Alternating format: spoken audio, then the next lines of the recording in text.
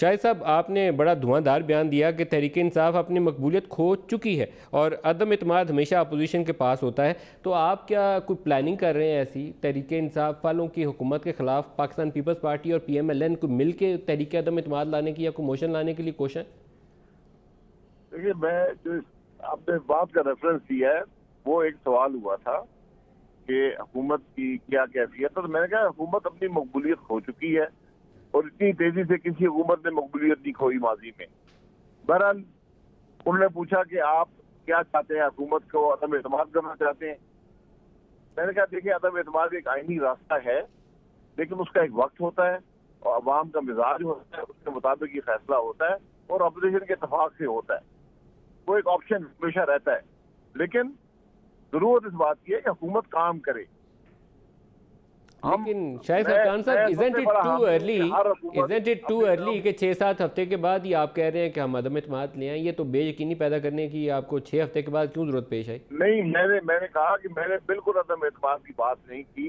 میں نے کہا کہ یہ ایک آپشن ہمیشہ اپوزیشن کے پاس ہوتا ہے، لیکن اگر حکومت اتنی مقبولیت کھو بیٹھے یا کام نہ کر سکے تو پھر عوام کے مزاج کے مطابق ایک ٹائمنگ کو دیکھ کر اپوزیشن یہ استعمال کرتی ہے۔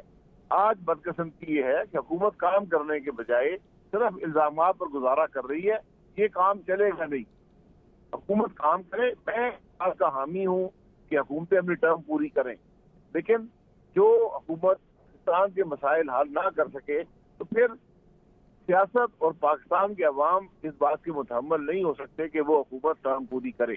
یہ بدنصیبی آج کی حکومت کی، ان کے پاس کوئی ڈائریکشن۔ آصف علی زرداری صاحب نے بھی ایک بیان دیا ہے، انہوں نے کہا ہے کہ وہ مل کے ان کے خلاف تحریک پیش کرتے ہیں، تو کیا ایسی تحریک جو پاکستان پیپلز پارٹی جس کی موور ہو، آصف زرداری صاحب انیشیٹو لیں، پاکستان مسلم لیگ نواز ان کا ساتھ دینا پسند کرے گی؟